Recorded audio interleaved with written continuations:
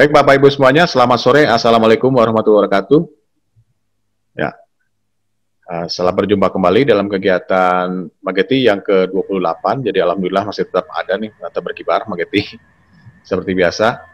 Baik Bapak Ibu semuanya, hari ini kita sudah kedatangan, tapi ada satu narasumber ini masalah teknis ya, dan agak susah untuk bisa masuk karena jumlah kuota yang ada di Zoom itu adalah 100 ya. Jadi nanti saya coba nanti dalam perjalanan nanti saya akan coba masukkan Pak Anang Bahtian untuk bisa masuk bergabung dengan kita semua. Baik Bapak Ibu semuanya, perkenalkan nama saya Denny Sugandi, saya selaku host. Jadi nanti hari ini akan dibantu oleh Pak Fajar Lubis selaku moderator. Tapi izinkan sebelumnya kita buka, kita singkat saja bahwa untuk kegiatan ini mohon untuk semua yang tidak berkepentingan untuk di mute all semua. Jadi nanti pertanyaan silahkan langsung ditayangkan di chat. Kemudian hari ini kita akan selesai kurang lebih di pukul ini ya 17.30 ya, mudah-mudahan sebelum maghrib kita sudah selesai semuanya, terutama untuk teman-teman yang ada di Indonesia bagian timur, saya kira sudah mulai masuk ke maghrib. Baik, untuk waktu dan tempat dan untuk bersingkat waktu, karena sudah tertunda kurang lebih 15 menit, silahkan kiranya kepada Pak Indra Padi selaku Ketua Mageti untuk sedikit memberikan sambutan, kemudian izinkan untuk Pak Kaban untuk sedikit juga memberikan arahan Pak. Izin Pak Fajar Lubis, bisa monitor saya Pak? Baik, terima kasih Pak Denny. Ya. Jadi ya kelihatannya Pak Indra Bakti sedang ada masalah dengan koneksi. Ya. Jadi mungkin tidak berpanjang lebar, saya izin sebelum Pak Indra Badri kita memulai acara ini. Jadi terima kasih atas kepercayaannya. Ya, seperti biasa ya, acara ini selalu penuh. Ya, kita hanya punya kapasitas 100 orang. Jadi mungkin tidak berpanjang lebar. Mungkin yang pertama mungkin Pak Eko bisa memberikan sambutan Pak. Terima kasih deh Pak Eko sebagai selamat ya Pak ya, sebagai Kepala Badan Geologi yang baru. Mungkin kami menunggu bagaimana nih Pak cerita atau ada masukan-masukan yang menarik sambil nanti kita bisa diskusi di jalan. Silakan Pak Eko, terima kasih. Baik, Assalamualaikum warahmatullahi wabarakatuh. Halo, bisa dengar? Jelas Pak, silakan. Oh jelas, Iya. Baik, ya. Baik, Bismillahirrahmanirrahim. Assalamualaikum warahmatullahi wabarakatuh. Alhamdulillahirabbil alamin. Pertama-tama marilah kita panjatkan puji syukur kehadirat Allah Subhanahu wa taala, Tuhan yang Maha Kuasa. Pada hari ini kita masih diberi kesempatan, diberi nikmat sehingga bisa berkumpul di sini di forum Masyarakat Geologi Tata Lingkungan Indonesia atau Mageti yang sudah terkenal itu ya. Saya sapa dulu nih Pak, pertama-tama yang terhormat Pak Indra sebagai Ketua Mageti. Tapi Pak Indranya malah belum bisa masuk ya. Ya, ini, Pak. Kemudian ya yang saya hormati di sini para senior geologis. Tadi sih saya lihat ada Profesor Lambok ya. Yang lain-lain saya tidak bisa lihat, mohon maaf jadi tidak bisa disebutkan satu-satu. Kemudian yang saya hormati para pemakalah, di sini ada Bapak Insinyur Sigit Reliantoro MSc, Sekretaris Jenderal KLHK, Kementerian Lingkungan Hidup dan Kehutanan ya. Kemudian Bapak Andang Bahtiar, Dr. Insinyur Andang Bahtiar, Senior Geologis, Penasehat KLHK. Kemudian Pak Dr. Insinyur Fajar Lubis, Senior Geologis LIPI sebagai moderator ya Pak ya. Ya Pak. Pertama-tama tentu saya mengucapkan terima kasih yang sebesar-besarnya Pak pada hari ini diundang untuk hadir di Magi ini. Suatu kehormatan bagi saya ya. Magi ini kan sudah sangat sering kalau saya lihat ya. Saya juga kebetulan ada di grup WA grupnya Mageti cuma tidak aktif ya Pak ya. Ya cuma memonitor saja Pak. Monitor apa yang menjadi keluhan atau usulan dari Bapak-bapak ya, mudah-mudahan kita bisa tindak lanjuti nanti Pak ya, tapi memang pendengar pembaca pasif lah begitu ya. Nah di Mageti sendiri kan ini sudah yang ke-28 tadi disampaikan oleh MC tadi pembawa acara, jadi memang luar biasa ya sejak pandemi ini sudah sekian banyak webinar yang dilaksanakan oleh Mageti dan ini sudah tersebar di berbagai platform media sosial. Zoom, YouTube, ya, Twitter dan lain sebagainya. Jadi kali ini terkait dengan topik terkait dengan pelindungan sumber air minum bawah tanah pada operasi migas dan pertambangan. Wah ini ngeri-ngeri sedap ini bahannya ya, anunya apa topiknya, ya kan. Jadi kita tahu lah ya di apa namanya di kegiatan pertamanan pengobaran di Indonesia ini juga ada beberapa hal yang mungkin perlu menjadi perhatian kita ya, terutama kaitannya dengan terjadinya degradasi lingkungan ini ya. Kemudian di situ ada erosi, pelumpuran, longsor dan pencemaran air. Juga adanya bahaya ancaman timbulnya bahaya geologi terhadap tata guna lahan ya, baik di pemukiman, perkantoran dan pedesaan. Juga yang tidak kalah menariknya juga ini juga sering kita jumpai juga adanya semburan-semburan gas liar ya kan, kemudian lumpur dan sebagainya. Ini sudah kita saksikan bersama ya, ini terjadi terhadap aspek lingkungan geologi lingkungannya. Bapak Ibu sekalian, kan kita ketahui bersama bahwa kita ini hidup di Indonesia yang merupakan di geologinya itu sangat unik ya, karena kita tahu kita terbentuk dari interaksi 3 lempeng besar yang ada, sehingga akibat dari kondisi seperti itu kita menerima anugerah yang sangat besar dari sisi sumber daya alamnya, tapi di sisi lain juga ada bencana-bencana alam yang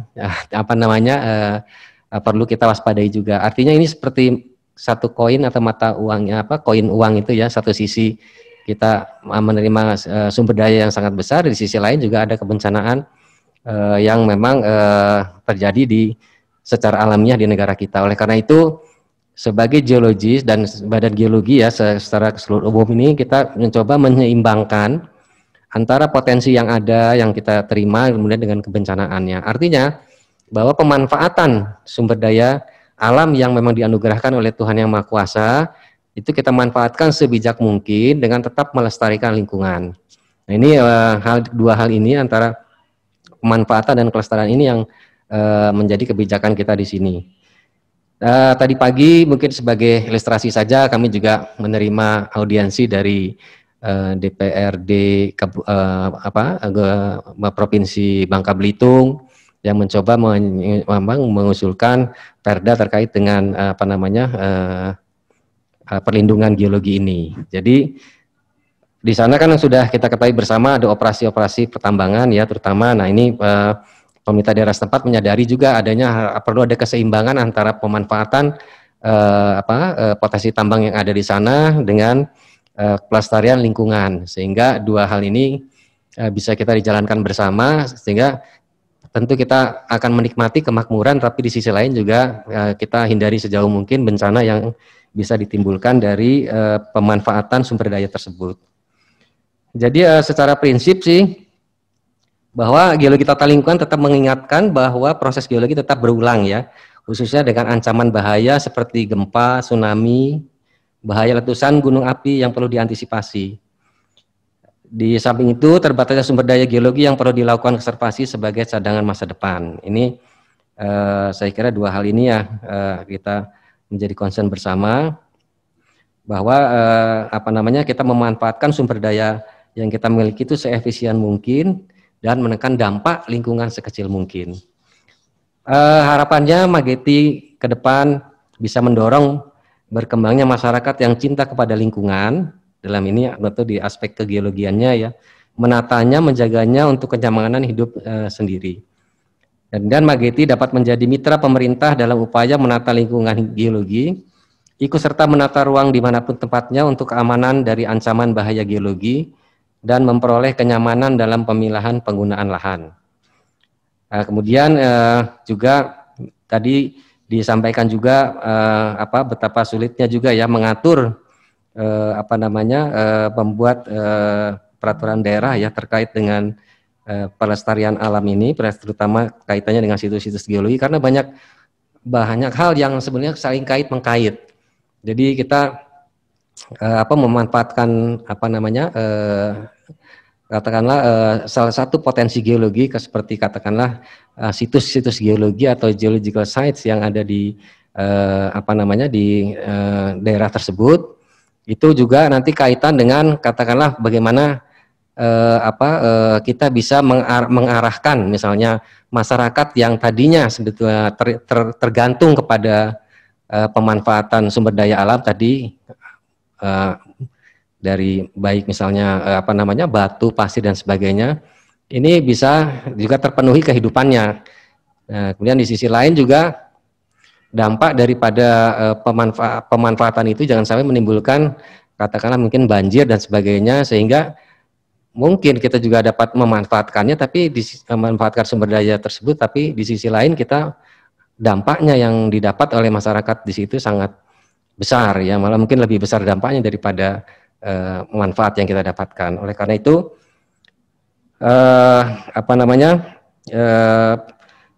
ada mungkin perundang-undangan yang dalam hal ini mungkin perlu disampaikan juga ya, misalnya beberapa hal yang mungkin kita itu masih kekurangan dalam pengaturannya ya.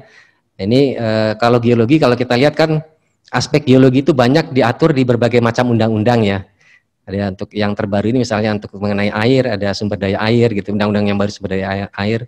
Tapi undang-undang yang mengatur kegeologian sendiri itu malah belum ada. Nah ini mungkin sudah saatnya mungkin bapak-bapak, ibu-ibu juga bisa menyuarakan ini ya. Sebagai penutup Bapak Ibu sekalian, ya tentu kami mengucapkan selamat kepada Mageti atas terselenggaranya berbagai macam webinar ya, sudah cukup banyak, dan mungkin ini upaya dalam rangka juga mensosialisasikan pentingnya lingkungan, melestarikan lingkungan dari sisi kegeologiannya ya kepada seluruh masyarakat, sehingga kita semua bisa aware ini ya, terutama mungkin para pengambil keputusan. Saya kira itu Pak, selamat berdiskusi untuk kemajuan kita bersama.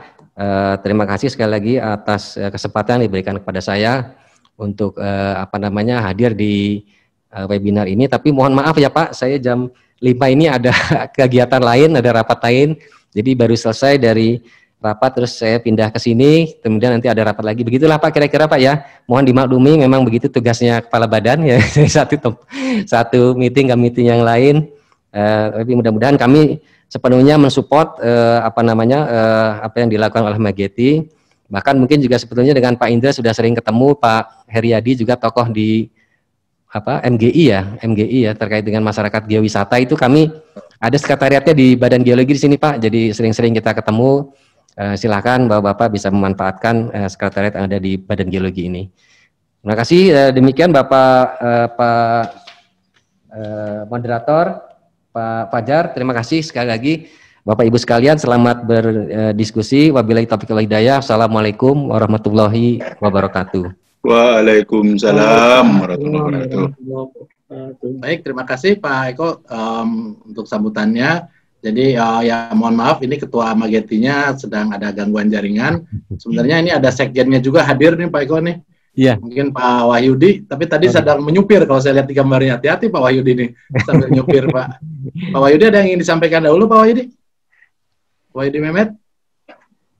Ya, kelihatannya masih menyupir ya. Jadi mungkin kita akan mulai saja acaranya ya. Jadi seperti biasa kita mengingatkan bahwa sebelum acara dimulai, mohon seluruh peserta akan di-mute ya oleh host ya di sini, Kang Denny Sugandi. Ya, nanti untuk pertanyaan bisa pada saat tadi jawab bisa di chat ya. Kemudian ini juga disaksikan di YouTube secara live. Jadi mohon maaf yang tidak bisa hadir, yang tidak bisa masuk maksud saya. Jadi ada keterbatasan kapasitas itu bisa menyimak di YouTube dan bisa memberikan pertanyaan di sana. Jadi kami juga memantau di YouTube. Jadi nanti pertanyaannya interaktif ya, bisa melalui chat box ya yang ada di Zoom ini, silakan ditulis di sini. Kemudian di YouTube ya. Jadi mungkin seperti itu. Oke, ini mungkin Pak Andang sudah bergabung. Selamat pagi, Dr. Pak Andang Watiar ini. Kelihatannya sudah masuk di sini.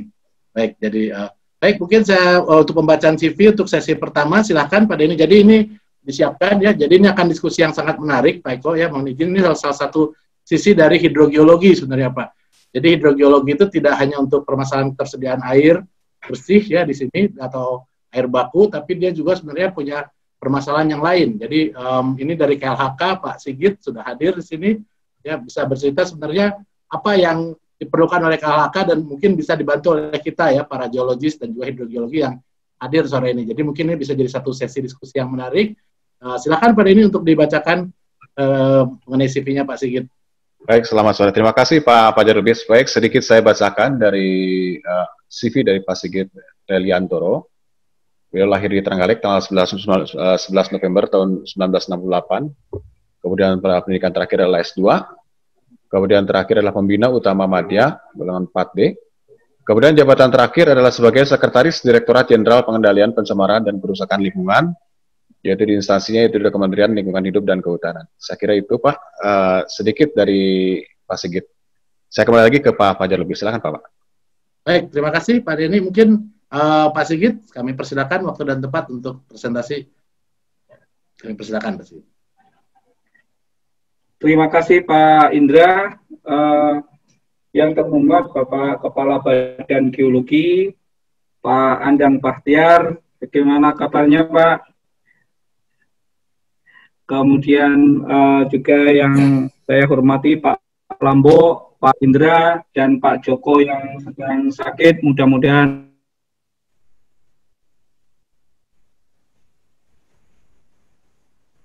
ini saya sangat tersanjung sekali bisa diundang untuk sharing mengenai apa yang kami lakukan dalam kaitannya dengan tata cara pengelolaan air limbah bagi usaha dan kegiatan hulu migas. Ini intinya adalah bagaimana menginjeksikan air terproduksi itu ke dalam zona injeksi. Ini sebetulnya berawal dari ceritanya itu di tahun 2005.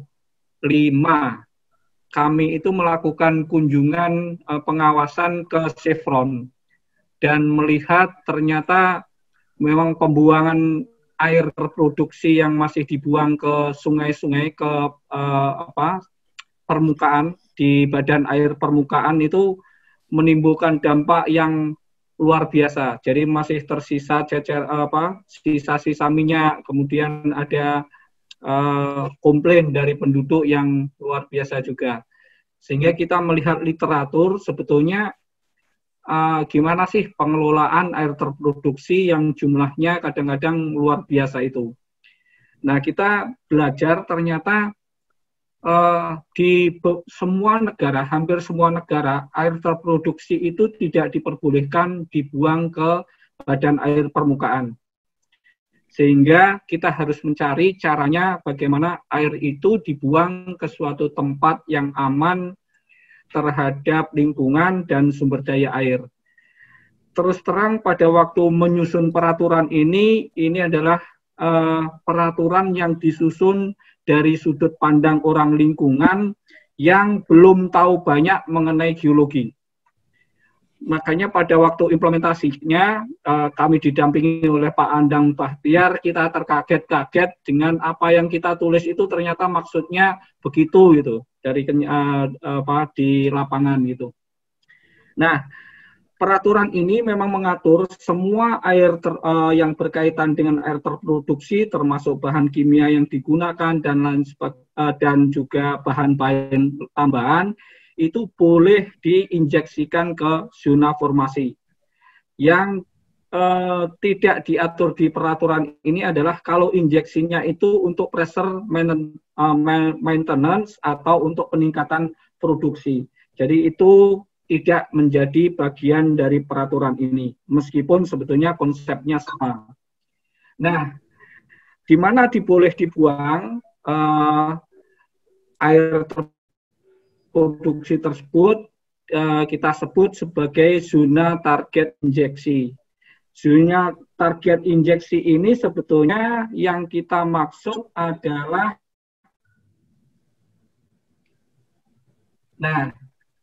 zona yang tidak digunakan sebagai minum. Artinya itu adalah aquifer yang tidak sedang digunakan sebagai sumber air minum saat ini. Kemudian secara kuantitas, air itu juga memiliki kuantitas yang bisa digunakan, meskipun sekarang belum digunakan sebagai sumber air minum, tetapi nanti ada kemungkinan dengan teknologi dia akan menjadi sumber air minum. Jadi posisinya adalah sebagai cadangan. Kemudian kita juga menentukan bahwa residu terlarutnya, TDS-nya, itu yang kurang dari 10.000 mg per liter. itu adalah kita definisikan sebagai aquifer untuk air minum. Kalau lebih dari itu karena sifatnya salin, teknologi yang ada sekarang belum memungkinkan untuk mengolah menjadi air minum, kecuali nanti ada teknologi yang secara teknologi dan secara ekonomi bisa dilakukan, mungkin definisi ini akan juga direvisi. Kemudian tidak ditetapkan sebagai sedang zona aquifer. Nah, ini yang kriterianya, selain kriteria dari sisi air minum tadi, kriteria yang lain adalah sedang tadi tidak sebagai sumber air minum, kemudian juga ada beberapa kriteria tidak mengandung mineral karbon dan lain sebagainya. Nah, inilah yang menjadi pembatas mana aquifer yang diperbolehkan. Nah, dalam perjalanannya ternyata saya masih ingat sidang pembahasan pertama sekali izin pembuangan secara injeksi ini, perusahaannya adalah ConocoPhillips.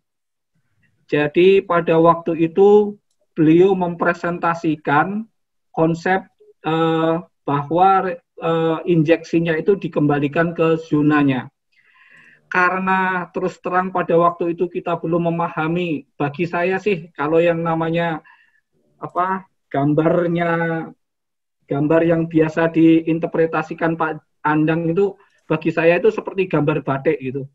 Tapi ternyata interpretasinya gambar dari batik, satu garis saja itu kayak berantemnya kayak ahli hukum mendalilkan satu pasal, masing-masing punya interpretasi. Maka kami sangat berbahagia sekali bisa belajar didampingi oleh Pak Andang pada waktu itu. Nah, intinya sebetulnya bagi perlindungan ini ada 2 poin penting, yaitu ada beberapa poin penting. 1, zona injeksi itu adalah zona yang tadi tidak digunakan sumber air minum. Kedua, kalau dia diinjeksikan, sebetulnya dia tidak boleh membuat cracking dari pori-pori yang ada di sana. Jadi dia hanya mengalir secara alami saja untuk mengisi pori-pori itu, dilarang untuk membuat cracking. Oleh sebab itu, di dalam perizinan injeksi ini, kriteria tekanan yang menyebabkan cracking inilah yang dijadikan salah satu baku mutu istilahnya. Jadi panduan baku mutunya itu yaitu, dia boleh menginjeksi berapa saja asal tekanannya tidak melebihi tekanan crackingnya. Kemudian yang ketiga sebetulnya yang kita gunakan sebagai acuan adalah integritas mekanik. Kami itu terus terang dari sisi lingkungan susah sekali untuk bisa memahami apa sih sebetulnya integritas mekanik itu. Maka meskipun kita tulis di dalam peraturan ini apa yang disebut dengan integritas mekanik, kami memerlukan rekomendasi dari Direktorat Jenderal Migas untuk mendefinisikan apakah sumurnya itu masih memiliki integritas mekanik atau dia sudah lama tetapi masih ada evaluasi sehingga dia bisa dinyatakan aman untuk pembuangannya. Bagi kami integritas mekanik ini penting supaya tidak terjadi bocoran ke zona aquifer yang lainnya, terutama aquifer yang berkaitan dengan air minum tadi. Nah, itu dicegah sama sekali dengan membuat selubung atau pipa yang tidak boleh ada bocoran di sana.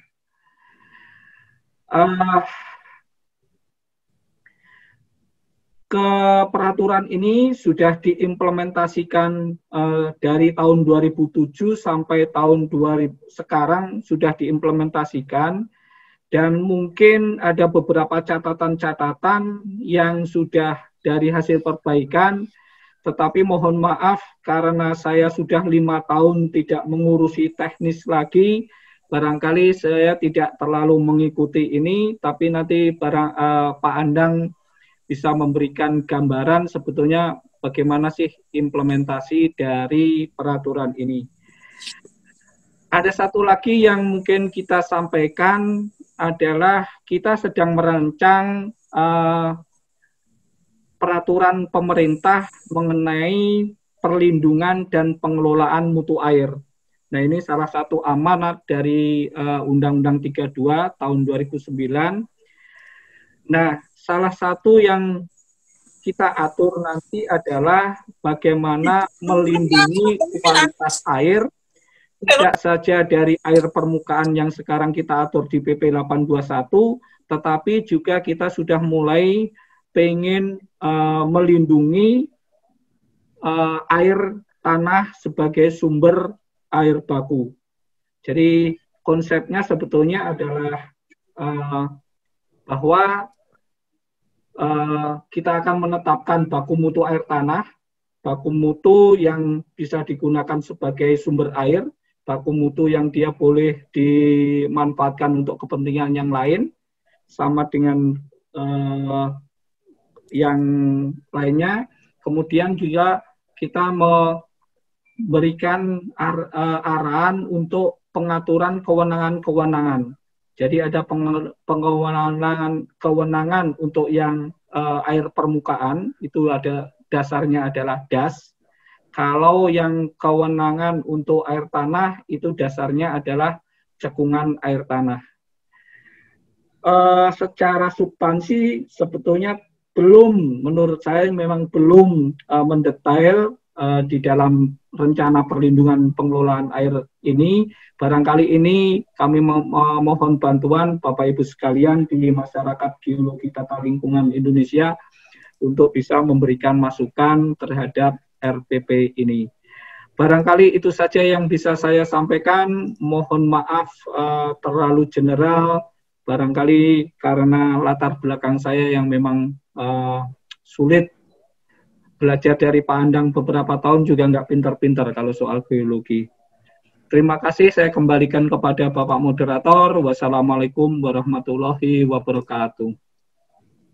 Waalaikumsalam warahmatullahi wabarakatuh. Baik, Pak Fajar Lubis. Oke. Baik, terima kasih. Saya izin kepada Pak Fajar Lubis. Ini kelihatannya ada gangguan juga nih Pak Fajar Lubis. Kelihatannya banyak sekali kuota yang masuk hari ini. Baik, terima kasih tadi Pak Sigit sudah menerangkan atau menjelaskan sedikit ya secara general. Jadi mudah-mudahan nanti bisa didetailkan kembali oleh Pak Andang Bahtiar. Saya kira ini sudah waktunya untuk Pak Andang Bahtiar untuk bisa membantu Pak, kira-kira melihat dari sisi yang lain atau bisa menambahkan. Untuk waktu dan tempatnya saya persilahkan kepada Pak Andang Bahtiar. Ya. Oke, terima kasih. Assalamualaikum warahmatullahi wabarakatuh. Bisa didengar, Pak Denny? Iya, Pak. Ya, jelas, Pak. Nah, selamat siang, selamat sore, selamat pagi waktu saya di sini, selamat sore waktu Indonesia. Pak Sigit, terima kasih sudah datang tadi. Saya nggak sempat menyapa, dan juga ada Pak Eko Budilono, kalau nggak salah tadi itu Kepala Badan Geologi. Saya sengaja minta kawan-kawan Mageti untuk membuat link lebih kuat lagi dengan KLHK di sini, karena banyak masalah-masalah lingkungan di sana itu terkait dengan subsurface, dengan shallow subsurface juga, yang harusnya Mageti makin lama makin banyak terlibat juga di situ, karena urusannya urusan lingkungan gitu. Sementara yang di atas kasat mata mungkin kawan-kawan dari biologi, geografi, kimia, apa segala macam sudah bisa ngelihat lah. Tetapi yang di bawah permukaan ini yang seringkali saya bertahun-tahun di KLHK waktu itu, ya Pak Sigit tahu sendiri, kayaknya sendirian aja gitu. Kadang-kadang ada Pak Lambo, di sini ada Profesor Lambo juga. Selamat sore Prof. Semoga sehat semuanya. Kemudian juga Fajar, kemudian Pak Mehmet juga beberapa kali di KLHK soal-soal subsurface, terutama kaitannya dengan air tanah. Jadi ini yang saya lakukan dari tahun 2000, dulu itu volunteer di KLHK, terus 2000 kalau nggak salah bikin aturannya 2007 waktu itu sama Pak Sigit itu, dan kita mengundang banyak sekali kalangan IPA dan sebagainya.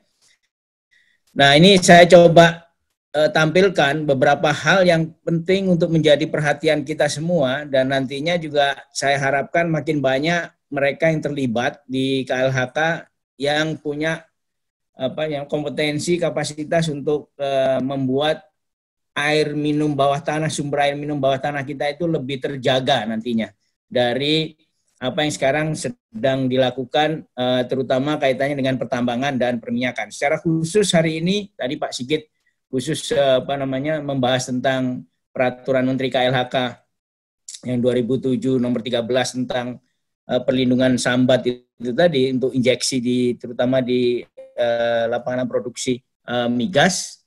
Ini saya coba untuk memberikan beberapa gambaran teknis saja. Sebagian sudah dipresentasikan oleh Pak Sigit, tapi ada beberapa kriteria yang ingin saya perdalam sedikit dari peraturan Menteri 2013 itu, yaitu air limbah yang dapat diinjeksikan itu berupa fluida yang dibawa ke atas dari strata yang mengandung hidrokarbon, artinya air terproduksi itu, tapi serta selama kegiatan pengambilan minyak dan gas serta panas bumi. Jadi di hidrotermal juga termasuk juga. Jadi yang selama ini dibuang ke alam itu boleh dibuang ke alam, tetapi harus dengan kriteria tertentu, dan selain itu juga kita bisa membuangnya ke subsurface. Jadi istilahnya kalau di Chevron itu zero waste, dan banyak juga kita di SKK Migas atau BP Migas itu disarankan untuk zero waste itu, dan itu di daerah yang produksi ya cost recovery semuanya. Dan itu dapat dicampur dengan air limbah yang berasal dari instalasi pengolahan yang merupakan bagian integral dari proses produksi. Kecuali limbah B3 ya, beracun dan mengandung radioaktif, itu urusannya beda. Nah, ini makanya dominantly itu adalah air terproduksi sebenarnya, yang pada umumnya adalah sifatnya seperti conate water, sering disebut sebagai conate water, jadi air formasi itu asin sekali. Asin sekali.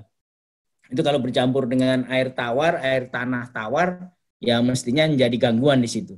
Nah, selain itu ada beberapa kriteria, tadi sudah disebutkan oleh Pak Sigit, lebih detail lagi malahan ada, tapi yang umumnya adalah sedang digunakan sebagai sumber air minum, memiliki kuantitas air yang cukup untuk cadangan air minum, mengandung residu 10.000 mg per liter, kurang dari itu, dan tadi ditambahkan yang di pasal 8-nya ada lebih dari 3.000-an kayak gitu, karena kalau udah makin ini juga nggak masuk kriteria, tidak ditetapkan sebagai aquifer yang digunakan sebagai zona target injeksi. Jadi itu kriteria-kriteria sambatnya di sini di Permen 13 2007. Nah, ini yang saya pengen bahas agak detail. Apa yang disebut sebagai lapisan zona kedap, zona penyangga, dan zona target injeksi. Itu ada target injeksi, zona penyangga, zona kedap. Nah, salah satu contohnya ini nih, kalau kita lihat tadi kalau Pak Sigit kan nggak ada gambar. Ini saya ada gambar nih sekarang nih. Jadi ini gambar dari permukaan ke bawah permukaan. Ini gambar sumurnya. Ini gambar sumurnya sebenarnya 3 ini, cuman dijadikan satu di sini skate. Ini adalah seismik, sebelah kanan adalah seismik. Kalau Anda lihat kuning-kuning itu adalah pasir utama gitu ya, zona pasir utama. Kemudian di antara keduanya ada beberapa pasir yang tipis-tipis. Bagi yang terbiasa melihat log, ini terlihat bahwa pasir itu gamma-nya rendah, di sini agak spike gamma-ray, terus resistivity-nya agak tinggi gitu. Jadi saling berhubungan satu dengan yang lain. Tapi yang tebal ini terlihat di yang 2 tempat yang saya gambarkan itu. Itulah yang direncanakan oleh perusahaan ini untuk dijadikan zona injeksi untuk air terproduksi. Nah, mereka juga umumnya adalah bekas dari zona yang diproduksikan. Sehingga tadinya kalau dia berasal dari situ, dia dibalikin ke situ, tapi di daerah yang relatif lebih down deep. Jadi bukan daerah yang sedang diproduksikan dari sumur yang diproduksikan, tapi di daerah yang sudah jadi air di situ. Nah, di atasnya, kalau kita lihat, itu ada juga nih pasir-pasir nih. Ini namanya containment zone. Jadi istilahnya buffer lah, zona containment. Jadi kalau di sini bocor, dia naik ke atas, ya dia masih memenuhi di zona containment. Baru di atasnya ada zona yang namanya confinement. Jadi seal-nya ada di sini, ini seal. Kelihatan bagi yang biasa analisis log, ini gambarnya tinggi ya. Ini mungkin cuma sekitar 30-40 meteran begitu. Gambarnya tinggi di sini. Resistivitinya rendah. Gambarnya tinggi, resistivity rendah. Gambarnya tinggi, resistivity rendah. Nah ini bisa dilihat di daerah di sini. Itu kalau kita lihat di seismiknya, zona confinement-nya, zona confinement-nya ada di sini nih, ini shield. Ya kalau di seismik kelihatannya seperti kata Pak Sigit tadi, kok sama aja di gambarnya ceprit-ceprit kayak gini, ini shield, ini sand. Kok kalau nggak dikasih kuning-kuning juga nggak tahu itu shield atau sand gitu, atau pasir atau lempung. Tetapi ya dengan kalibrasi log dan juga dengan processing tertentu kita bisa melihat mana yang sand, mana yang shield. Tapi di sini akan kelihatan mana yang pasir, mana yang lempung, yaitu yang ini sand yang jadi target injeksi, di atasnya confinement itu kalau bocor itu artinya dia bisa masuk ke sand-sand yang di atas itu di confinement, terus di containment buffer ya. Terus di atasnya ada confinement yang shield itu. Nah, sumber air minum bawah tanahnya di mana? Ini nih, yang biru di atas ini. Yang biru di atas. Nah, kalau Anda lihat di log ini kelihatan sekali nih shieldnya cukup tebal walaupun ada beberapa sand di situ. Ini di daerah cekungan Sumatera Tengah. Seperti umumnya kita kenal di bagian bawah ini namanya formasi-formasi yang terhubung dengan producing zone. Di sana ada formasi Jaga Menggala, kemudian Kasab dan sebagainya. Terus di atasnya ini adalah formasi Telisa, baru di atasnya formasi Minas gitu. Jadi Minas itu banyak pasirnya. Kalau yang ini jelas shield di mana-mana ini. Jadi dia memang jadi confinement zone di situ. Jadi itu yang penting, jadi mengembalikan air itu balik ke reservoirnya sebenarnya. Itu yang sering kali dilakukan oleh perusahaan-perusahaan minyak itu.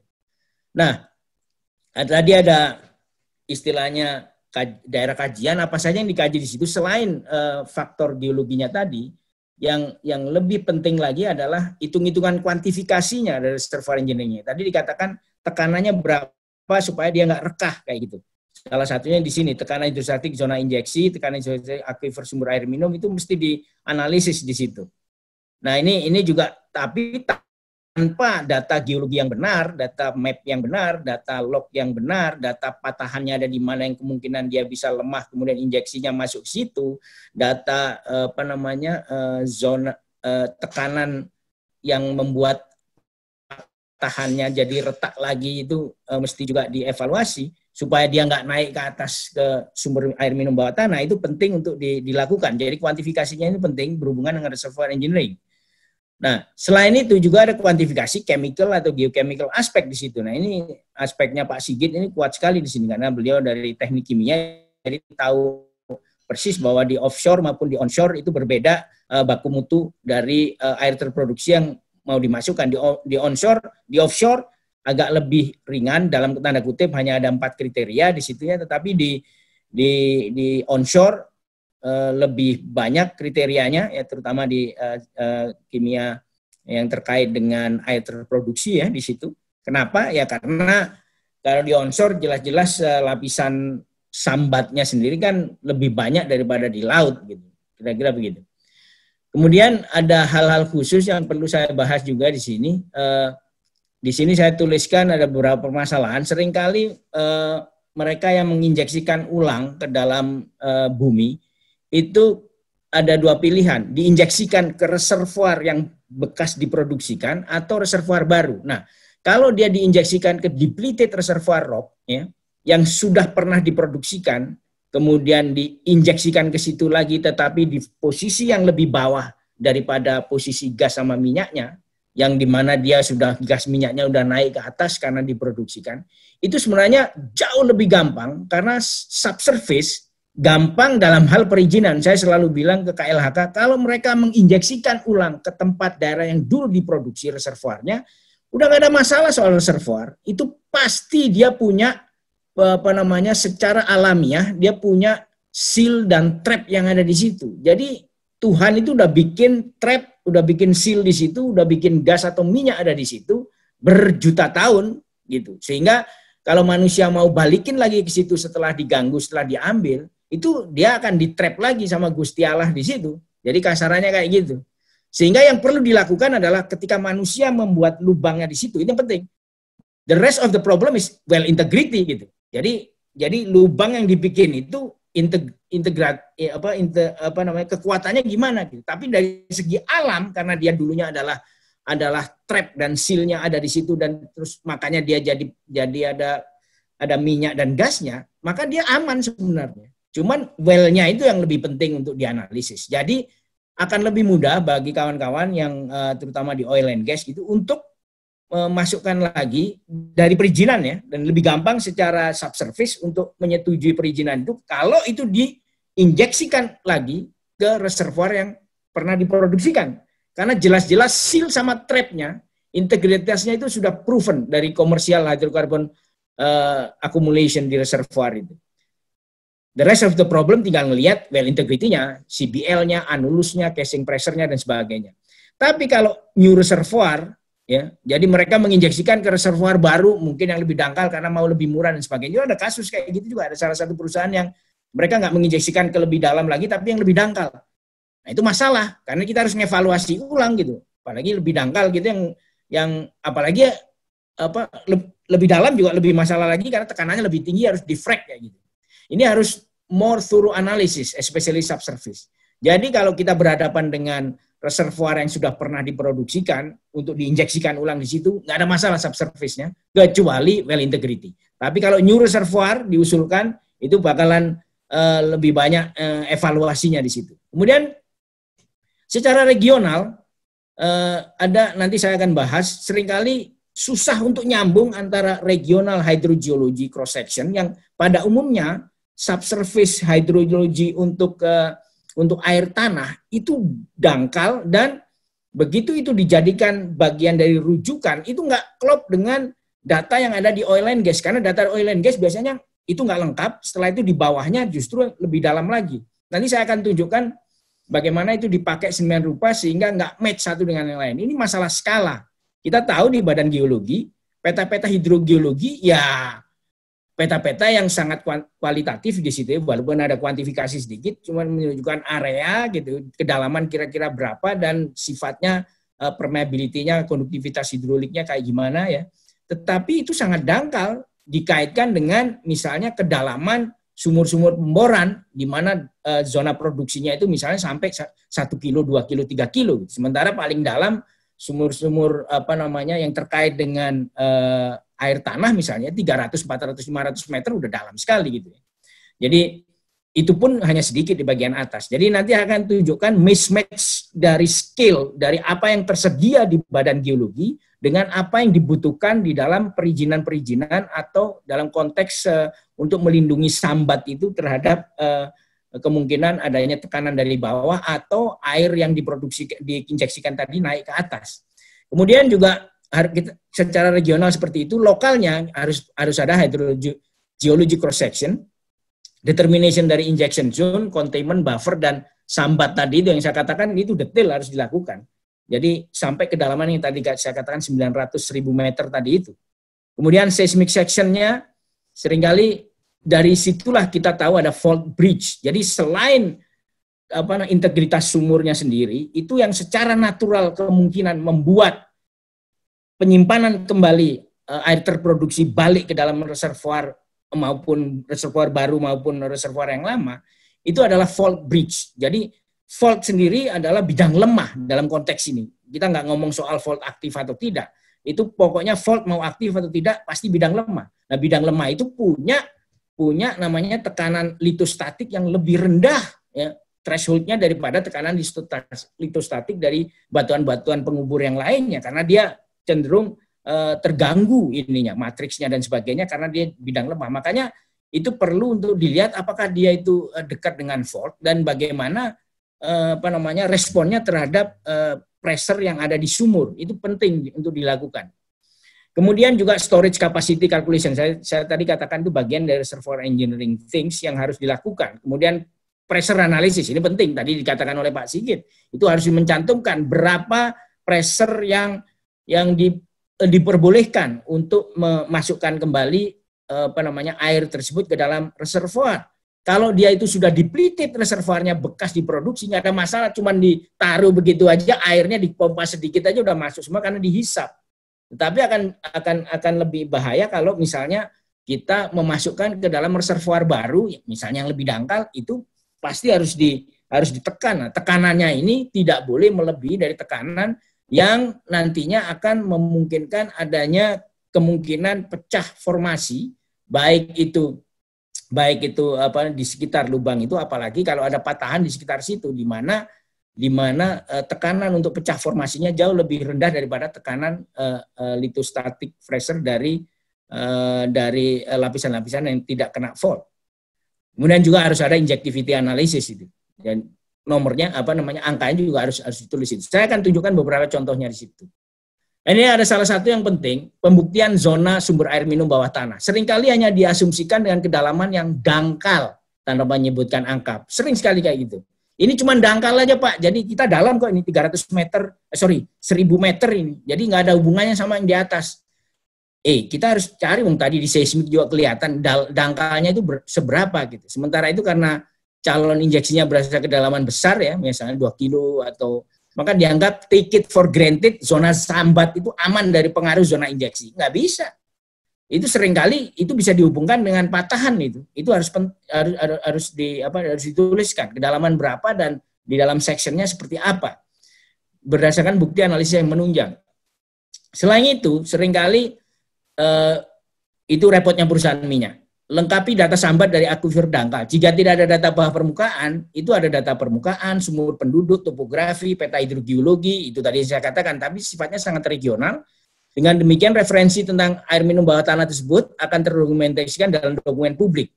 Jadi asumsinya punya referensi yang jelas, bukan sekedar mengira-ngira kedalaman, karena tidak ada data subsurface. Seringkali kayak gitu, ada beberapa orang datang ke KLH dengan, ini dangkal ini Pak, enggak masalah. Gitu. Loh, datanya mana? Oh, ada.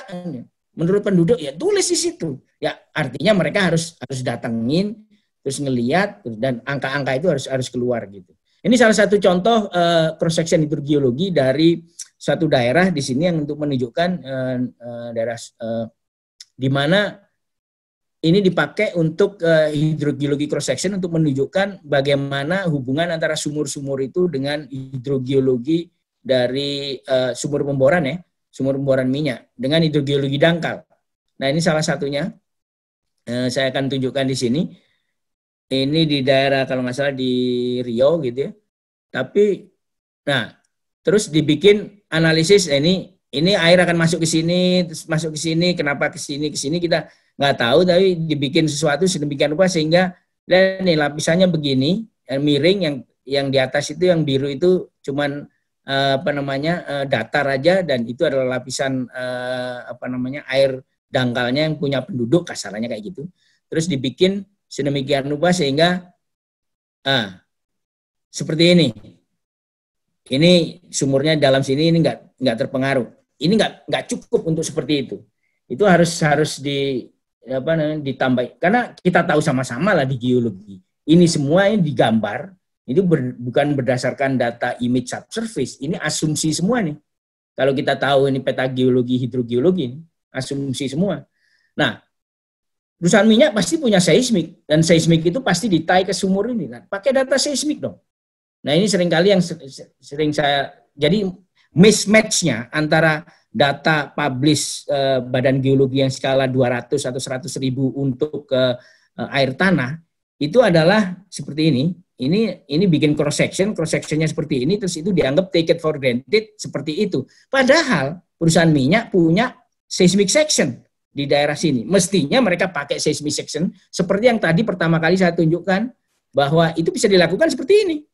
Nah ini dari sini ketahuan kan, ini ada data sumur, ternyata di sini yang paling atas itu adalah air tanahnya yang biru ini. Bisa ketahuan. Kalau nggak ada seismik nggak mungkin perusahaan minyak itu bisa ngebor di situ. Kira-kira begitu. Nah, berikutnya saya akan tunjukkan penambahan seismik yang mereka pakai, tetapi hanya secara general aja bahwa ini air tanah, ini air tanah, kerikil, perselingan batu, pasir dan lempung gitu. Dari mana kita tahu kayak gitu? Padahal ini udah dibor. Nah, repotnya pada waktu ngebor, si perusahaan minyak biasanya nggak peduli dengan yang dangkal-dangkal sini dan baru mulai deskripsi misalnya sekitar 500 meter. Seringkali kayak gitu karena targetnya masih 2 kilo di bawah, ya, atau 1,5 kilometer di bawah. Sehingga di sini jarang sekali ada informasi tentang litologinya seperti apa. Nah, ini di gross saja sedemikian rupa sehingga ini air tawar semua, Pak. Ini muara 6 ini buffer. Kemudian ini buffer 2, ini target injeksi 1 di sini. Ini nggak bisa, ini terlalu mengeneralisir. Padahal di sini ada data sumur, harusnya dibikin. Nah, seismik seperti saya katakan tadi, mereka bisa kayak gitu, tapi harus dikalibrasi dengan data sumur. Dan apalagi di sini begitu ada fault gitu ya. Fault ini bisa jadi patahan-patahan ini jelas dari data sumur. Kalau cuma dari data seismik ya, kalau cuma dari data sumur aja nggak akan kelihatan faultnya. Tetapi begitu seismik kita akan lihat faultnya. Kemudian jarak patahan ke sumur bukan ukuran kuantitatif integritas zona injeksi. Kalau misalnya kita punya ini sumur gitu, sumurnya hijau ini, nggak tahu ini kelihatannya, mudah-mudahan kelihatan di situ. Ini ada sumur lagi di sini. Daerah ini jaraknya dari patahan 2 kilo. Di sini SKN ini jaraknya dari patahan hanya 285 meter. Di sini hanya sekitar 500 meter. Gitu. Apakah di sini lebih aman daripada di sini? Relatif iya. Tapi seberapa aman kalau kita mau injeksi sini terhadap fault ini harus ada perhitungan kuantifikasi. Jadi nggak bisa hanya jarak saja. Jadi harus ada perhitungan tekanan di situ yang kalau itu misalnya di sumur itu ditekan sedemikian rupa, karena pada waktu dia ada di situ, misalnya inilah ya, misalnya di sini ada minyak pada waktu itu, Tuhan menciptakan minyak dari situ dengan tekanan yang ada. Kita cuma mengurangi tekanannya. Tapi begitu kita memasukkan kembali produksi airnya ke sini, kita nambah tekanan. Nah ini kita sudah melampaui keadaan ketika Tuhan menciptakan itu supaya dia setimbang, yaitu tekanannya kita lebihkan. Kalau tekanan lebih, bisa-bisa di sini faultnya akhirnya jadi lemah, kemudian dia akan mengalirkan air itu ke permukaan. Kira-kira begitu. Jadi harus ada analisis geomekanik di sini. Itu yang seringkali saya minta dilakukan. Jangan hanya jarak aja dari sumur. Kemudian cantumkan data sumur mulut dekat buat gambaran menunjukkan hubung zona injeksi dengan zona sambat dalam satu cross section seperti ini tadi. Kemudian salinitas data air terproduksi maupun log analisis dapat menjadi bukti distribusi sambat non sambat di bawah permukaan. Contohnya ini nih. Ketika ditanya, kita nggak tahu salinitasnya berapa, loh kan ada data SP di situ, data log itu pasti ada data salinitas semua. Bisa dari SP log, bisa dari piket plot ya, dan bisa dari analisis memang khusus analisis air di situ. Nah, dalam konteks ini misalnya kita tahu bahwa ini 9.000, ini 12.000, 28.000, di mana ini berarti ppm chloride total dissolved solidnya di situ. Artinya di sini udah yang di atas 10.000 ini artinya sudah bisa diinjeksi lah. Nah, yang di bawah ini gray area gitu. Di bawah 10.000 tadi secara kriteria bisa jadi dia nggak boleh diinjeksi di situ. Kemudian juga ada analisis air gitu ya. Di situ bisa macam-macam, bisa kalau dia udah sekitar 5.000-an 6.000-an mungkin itu sudah sambat gitu. Tapi kalau 8.000, 7.000, 10.000 ini apakah dia sambat atau bukan? Kita bisa tanda tanya besar di situ. Dalam konteks ini bisa nggak kita masukkan air di situ untuk di area untuk diinjeksikan? Juga kita perlu tadi dikatakan peta zona ketebalan zona injeksi gitu ya. Jadi isopack map seperti ini, juga isopack map seperti ini berapa tebal, kemudian dihitung sampai akhirnya storage capacity-nya berapa, baru kemudian dimodel. Setelah itu juga harus ada tekanan formasi dan tekanan injeksi di situ itu. Jadi ini misalnya overburden, ini untuk leak of test dia mulai bocor retak di sini gitu ya. Ini tekanan formasinya di sini, ini tekanan hidrostatik. Jadi itu semua datanya pasti ada di oil and gas company itu ketika mereka memproduksi dan sebagainya, sehingga tekanan itu nggak boleh lebih dari tekanan leak of test ini. Nah ini yang seringkali saya konsultasikan saya sarankan kepada timnya Pak Sigit dan kawan-kawan. itu dari sini ke sini nih yang aman gitu. Dari sini ke sini, dari sini ke sini yang aman. Kalau ngelebihin ini nggak bisa. Biasanya kita kasih faktor pengamanan sekitar 10% dari limit dari leak of test. Kenapa? Makin kuat tekanan, makin gampang untuk masukin air terproduksi, makin murah ongkosnya dalam konteks makin banyak yang bisa dimasukkan dalam waktu cepat. Jadi kira-kira seperti itu. Jadi juga kita mesti evaluasi tekanan formasi dan tekanan injeksinya di situ.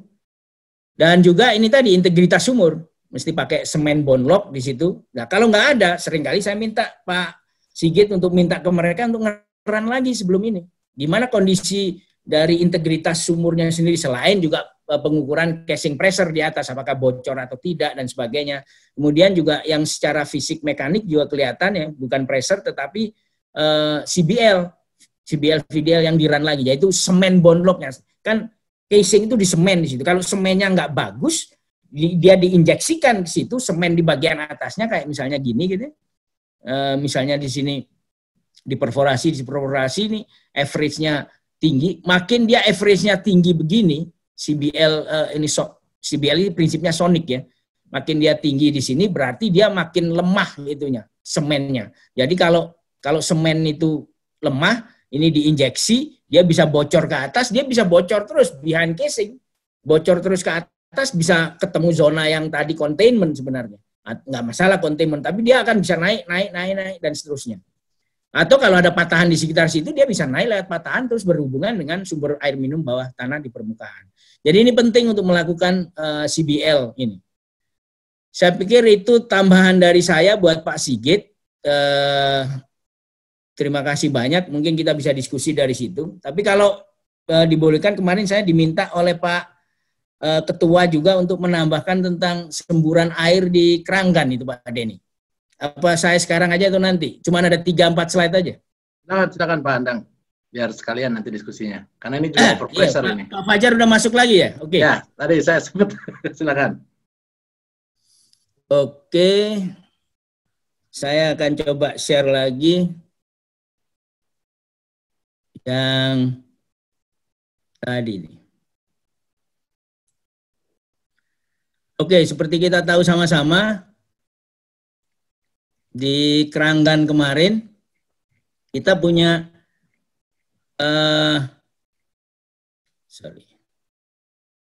Oke. Mudah-mudahan ini bisa kelihatan. Ini kelihatan ini.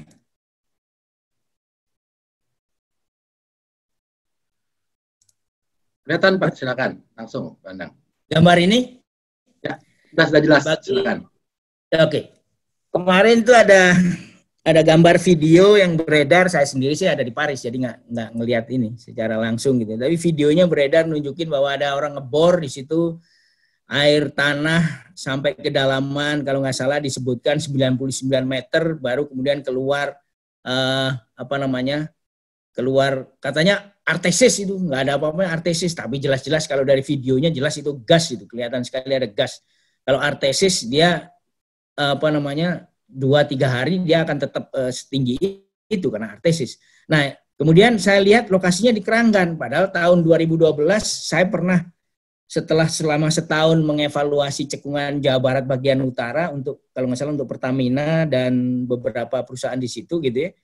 Saya terus sampai pada satu pengetahuan bahwa ada lapangan kecil di situ namanya Jatinegara gitu. Dan itu di lapangan itu dari lognya saya lihat di kedalaman 100 meter aja udah ketemu di sini. Ketemu gamping, yaitu gamping Parigi, yang pada waktu dibor dia ngeluarin gas sebenarnya. Cuman karena pemboran minyak dan gas itu cukup aware soal itu, ya mereka dengan gampang dapat ditundukkan. Ada juga loss circulation di sini pada waktu itu. Sehingga tahun 2012 saya bikin evaluasi, terus saya umumkan di Facebook, hati-hati loh di daerah. Kenapa? Karena rumah saya di sekitar daerah situ juga. Dan seismik yang di-run pada waktu itu, saya masih ingat ketika tahun 87-88 itu lewat depan rumah saya juga. Jadi itu dibor tahun 89, kemudian saya baru evaluasi lagi tahun 2011-12 itu. Nah, kemudian saya lihat, saya plot lagi, lokasinya kok ada di daerah-daerah itu yang dangkal banget gitu, Pariginya. Nah, sebagai pengetahuan, Parigi ini adalah formasi yang juga menghasilkan gas di lapangan Gantar, Pasir Jadi, di Cicauh, di selatan, di daerah timur, lokasi ini, di daerah-daerah Subang sana. Tapi di sana dalam mereka. Dalamnya 500 sampai 1000 meter. Di sini dia cuma 100 meter. Nah, makanya saya tulis pada waktu itu, hati-hati. Kalau ngebor lebih dari 100 meter bisa jadi ketemu sesuatu gini. Dan kemudian 8 tahun kemudian kemarin saya lihat, ada juga yang ngebor di situ, air di Bekasi. Jadi di situ adalah daerah perbatasan Bekasi dengan DKI. Dan rupanya mereka ngebor yang tadinya biasanya cuma 40-60 meter, mereka coba lebih dalam lagi gitu ya. Sampai 100 meter dan langsung nendang itu. Tadinya dari cerita yang saya dengar dari situ, tadinya kehisap terus tertendang ke atas. Inilah yang akhirnya saya bikin, ini terus terang ini dari data seismik dan daerah situ persis lokasi itu dilewati seismik seperti ini sebenarnya. Tapi saya nggak tunjukkan data seismiknya, nanti mungkin saya secara sekilas saya tunjukkan, tapi saya nggak publish gitu karena juga nggak ini juga kalau dipublish juga seperti Pak Sigit tadi mengatakan ini cuman garis-garis kayak gitu, gimana kita bisa tahu gitu. Ini yang penting adalah setelah lihat seismiknya, data sumurnya, gambarnya kayak gini, mudah-mudahan Pak Sigit jelas nih kalau ngelihat gambar kayak gini nih. Ini ada lempung di sini, di atasnya ada pasir yang formasi pasir sama pasir vulkanik yang namanya formasi Citalang atau formasi Kaliwangu lah. Ini saya ambil namanya dari publikasinya Profesor Lambo di situ, tapi intinya adalah ini pasir-pasir yang seringkali jadi aquifer untuk diambil airnya oleh penduduk Bekasi, Jakarta, dan sekitarnya. Tapi ya nggak sampai, kalau di Jakarta di tengah kota sampai 100-200 meter sih nggak masalah. Tapi ini di bagian pinggir nih, di daerah Keranggan itu daerah pinggir udah hampir-hampir mendekati Bogor lah ceritanya itu, yang dimana lapisan-lapisan ini, yang formasi Citalang Kaliwangu ini paling cuma sekitar 100 meter, dan benar itu, ternyata cuma segitu itu. Dan di bawahnya mereka ketemu shale. Saya yakin itu karena saya lihat data di sumur sebelahnya, sumur oil and gas, itu shale-nya adalah shale Cisubo atau disebut sebagai Subang karena banyak fosilnya juga di situ.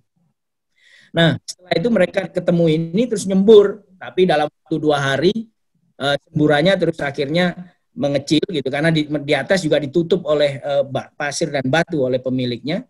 Tapi ini mengingatkan saya untuk membuat penjelasan ke masyarakat lagi, hati-hati loh, jangan lakukan itu lagi gitu ya. Dan ini juga ke pemerintah juga, tolong dia awasi betul, bukan hanya di seluruh daerah, tapi khususnya daerah situ. Karena apa? Daerah situ itu jelas-jelas daerah tinggian lah ceritanya. Nah, gasnya sendiri diproduksi kalau daerah situ dari kedalaman 400 meteran lah di sini. Kemudian ada juga minyak dari kedalaman 700 sampai 1000 meter di sini. Tetapi nggak mungkin lah orang ngebor sampai 400 meter nyari air gitu. Tapi 100 meter aja udah keluar tuh gasnya. Dan setelah 2 hari kelihatan udah makin mengecil, mungkin karena kompartementalisasi dan karena dia dangkal sekali gitu. Jadi orang menyebutkan sebagai kantong-kantong gas. Gitu. Tapi bahayanya adalah kalau di situ pada waktu kejadian terus ada percikan api, bisa kebakaran karena LEL-nya cukup tinggi. LEL-nya cukup tinggi di situ. Pada waktu diukur itu. Bahkan overscale. Jadi ini kira-kira yang saya pengen share. Ya, ada slide berikutnya. Ini adalah kronologinya gitu ya. Saya udah masukkan di Facebook juga kronologinya seperti apa. Terjadi hilang lumpur pada kedalaman pemboran 99 meter, keluar gas terus tanpa air. Setelah itu terjadi tendangan semburan air bersama gas sampai 20 meter lebih dengan suara gemuruh. Di videonya ada. Warnanya kehitam-hitaman. Kenapa hitam? Ya karena pasirnya pasir vulkanik itu, Citalang itu. Kemudian itu istilahnya adalah loss and kick ya. Kemudian dihisap rongga batu gamping terus kemudian dikeluarkan. Dan saya katakan itu juga ada setelah saya cek di sumur-sumur sebelahnya 2 kilo 3 kilo dari situ, ternyata memang ada fenomena serupa, tapi karena lebih siap ya, mereka juga pakai casing jelas gitu dan pakai lumpur yang berat dengan jelas di situ ya akhirnya aman-aman aja. Makanya jadi penting untuk ngingetin siapapun yang mau ngambil air tanah di daerah situ mestinya jangan lebih dalam lah dari yang seperti saya katakan tadi, dari 40 atau 60 meter lah paling di situ. Jadi lebih dari itu isinya shale sebenarnya. Shale apa? Yaitu Cisubo atau Subang. Jadi di bawahnya kalau ketemu gamping itu langsung jeblok lah kayak kemarin itu. Kira-kira itu. Ini peta yang saya taruh di Facebook juga. Ini lokasi sumur pemboran minyaknya. Di sini anti clean berdasarkan pemetaan saya. Nah ini daerah tadi itu ada di sini nih. Ya, di sini ada seismic line, di sini ada seismic line. Jadi kebetulan ada semua seismic line-nya itu. Dan itu menunjukkan bahwa ini lokasi pemborannya di situ. Nah, makanya ini nunjukin saya tahun 2012 bagian ini 2012 di Facebook saya udah tulis ini hati-hati untuk ke daerah situ. Dan akhirnya saya juga presentasi di DKI waktu itu karena mereka mau bikin tata ruang bawah tanah, kalau nggak salah ada Pak Lambo juga pada waktu itu atau beberapa kawan dari ITB lah. Tapi saya presentasikan terutama kaitannya dengan bahaya dari situ. Jadi ada patahan-patahan dangkal utara selatan bisa menyalurkan gas dangkal dari reservoir dalam, penyalur penguat rambatan gelombang gempa bisa dari selatan juga. Saya juga ceritakan ada bahaya hisapan air diikuti semburan gas minyak, diidentifikasi dari pemboran dari Jatinegara 1, dari Ciputat 1. Jadi ada Ciputat 1, ada Jatinegara 1. Ciputat itu ada di sebelah baratnya lagi. Ini juga belum dipetakan secara detail, tapi kalau orang ngebor di sana 100 meteran lebih, ya bahaya. Karena ketemu pariginya itu. Jadi perlu dilakukan pemetaan zonasi hazard gas dangkal seluruh daerah DKI dan Bekasi dan sekitarnya di daerah-daerah selatan itu untuk memitigasi kemungkinan bencana semburan gas pada usaha pemboran dalam untuk fasilitas bisnis dan umum, hotel, rumah sakit dan sebagainya, dan terutama kemarin itu mau nyari air itu buat air minum kemas. Jadi apalagi kalau di Jakarta ada usaha pembuatan subway dalam sampai 100 meter gitu, apa bisa sampai 100 meter saya nggak tahu, tapi ini perlu dipertimbangkan, apalagi subway-nya 100 meter di daerah Bekasi, daerah Cibubur sana, waduh bahaya itu, bisa-bisa ngerembes terus itu gas dari bawah ke atas, kira-kira begitu. Saya ingin nambahkan, ini dia, ini salah satu yang regional, orang-orang oil and gas seringkali pakai ini berdasarkan data seismik regional dan juga data gravity dan magnetik. Kalau Anda lihat, ini Jakarta, ini adalah daerah yang tadi itu, dari selatannya Jakarta, yaitu berbatasan dengan DKI. Kalau kita lihat secara regional, itu formasi pariginya yang biru bagian atas, ini Cisubuh di bagian atas hijau ini pariginya dalam-dalam semua, sebagian dia menghasilkan gas dan gasnya biogenik. Kalau minyak itu dari yang lebih bawah lagi. Nah, di sini di daerah tinggian Tangerang Jatinegara bukan stasiun Jatinegara ya ini, tapi daerah situ sumurnya disebut Jatinegara gitu. Itu di sini, itu tinggi ini. Anda lihat ini pariginya udah di pick up oleh studi-studi yang zaman tahun 90-an itu ada sini semua. Jadi inilah salah satunya yang kemarin itu dibor di sini sampai keluar tendangan gas sama air itu. Kemudian lebih detail lagi saya pengen tunjukkan. Nah, ini dia. Jadi di sinilah kemarin itu, ini batas DKI ya. Ini batas DKI. Ini Ciputat 1, Pondok Ranji 1, ini Jatinegara 1. Ini Pondok Ranji, daerah Pondok Ranji, Ciputat daerah Ciputat, Jatinegara di sini nih yang kemarin itu di daerah Keranggan itu. Nama sumurnya Jatinegara. Nggak cocok sama Jatinegara yang ada di stasiun kereta situ. Tapi di sinilah sumur Jatinegara 1. Nah, blowout-nya ada di sini kemarin sebelahnya. Nah, ini juga perlu diperhatikan di Ciputat sini, kalau nggak salah ini Tangerang bukan Bekasi nih, di sini nih. Ciputat ini. Itu juga dangkal itu, cuman 100 berapa meter tadi itu. Jadi apalagi saya pengen tunjukkan. Nah, ini salah satu peta lama yang nunjukin itu, ini Jatinegara 1. Ada patahan di sini ya. Ini Ciputat 1 di sebelah sini. Nah, ini saya tunjukkan beberapa seismiknya yang utara selatan gitu ya. Ini kelihatan sekali nih Jatinegara 1, ada gamping di sini. Nah, ini adalah daerah yang tadi itu. Ini saya katakan, saya gambarkan skemanya kira-kira seperti ini. Ini lebih dangkal daripada yang ini yang dibor ya. Ini yang dibor oleh air tadi, ini yang dibor oleh minyak, sumur minyak. Ini lebih dangkal ini. Jadi ininya, pariginya. Ini yang barat timur gitu ya, untuk nunjukin bahwa kita masih bisa ngelihat, ini yang reflektornya kuat ini. Reflektornya kuat ini. Ini parigi ini. Mana lagi? Nah, ini lihat nih. Parigi itu di Ciputat itu 117 meter, di Jatinegara 138 meter. Ternyata yang di pemboran kemarin 100 meter udah keluar nih. 100 meter udah keluar, yaitu karena di blok yang berbeda, jadi ada fault yang memisahkan. Di Ciputat ini juga bahaya nih kalau kita nggak ingetin penduduk di Tangerang Selatan sana itu. Kalau ngebornya 100, ya mungkin penduduk nggak akan ngebor sampai 100 lah, mungkin bisnismen yang mau ngebor nyari air di situ. Ini salah satu contohnya data lognya untuk nunjukin bahwa ini ada gamping Parigi jelas gitu, untuk nunjukin di atasnya ini ada shale, ada globigerinanya di situ, ya ini berarti Cisubuh atau Subang lah di situ. Kemudian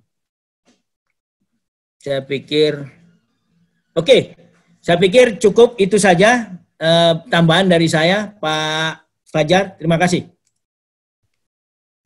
Baik, terima kasih. Kita kasih aplaus ya buat para pembicara, luar biasa presentasinya. Ya, jadi bisa kita lihat sama-sama. Tadi mohon izin Pak Kepala Badan meninggalkan ruangan dulu ya, karena memang ada pertemuan jam 5 tadi. Mungkin perlu dibuat sesi sore-sore Pak Indra, sambil ngobrol itu dengan Pak Kepala nanti. Supaya ini, karena ini ada beberapa challenge ya, seperti yang sekarang kita bicarakan ini adalah satu challenge baru yang mungkin beberapa dari sini yang ikut baru sadar ya, bahwa ternyata ada masalah-masalah seperti ini. Ya, mungkin seperti itu. Jadi tadi sudah diberikan contoh ya, jadi ada banyak permasalahan di sini, bahwa kita bisa lihat permasalahan yang utama dari dibahas oleh kedua narasumber. Ya, mungkin kita akan masuk ke sesi diskusi ya, karena waktunya juga kita punya waktu sampai jam berapa pada ini? 5.45 dari waktu Indonesia Barat? Ya, 5.45 Pak. Baik ya, 5.45. 5.45 Pak. Jadi mungkin kita masuk diskusi bahwa betul tadi ada dua permasalahan yang utama ya. Yang pertama itu adalah utama mengenai definisi dangkal ini. Dangkal dan dalam di dalam air tanah ketika harus diinjeksikan. Ya, jadi mungkin pertanyaannya buat kedua narasumber ya. Ini dari Herlambang Huda ya. Jadi sebenarnya berapa sih kedalaman injeksi air tanah yang diperbolehkan rencananya? Kalau tadi Pak Andang dalam presentasinya bilang sekitar 2 kilo, ini kan ada kasus di Keranggan, kita bisa lihat ya sebenarnya di 600 meter sudah dapat ini.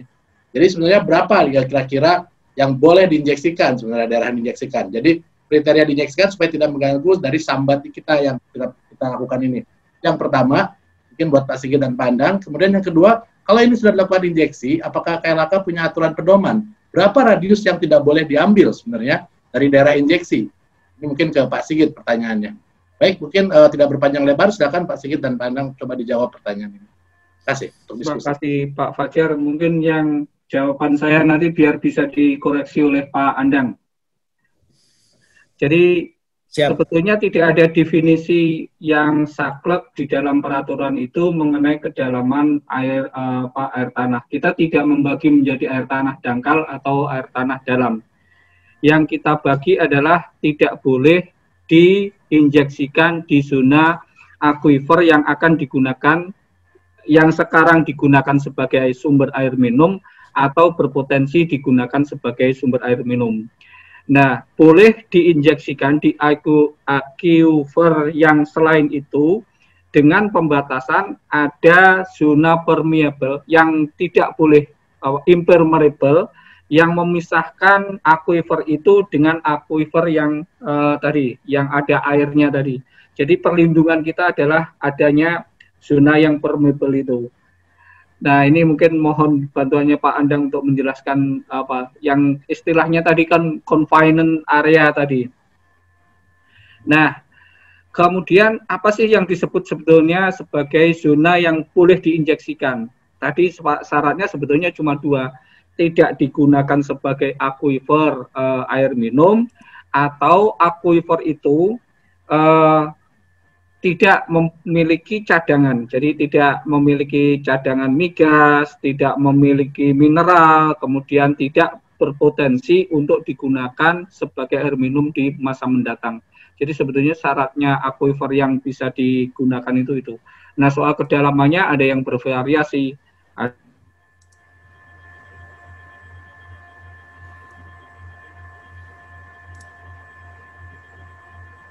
Baik, Pak Sigit mungkin ya, silakan. Atau gambarnya boleh dimatikan Pak supaya stabil sinyalnya.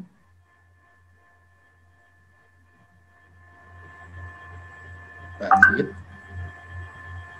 Ya, mungkin bisa.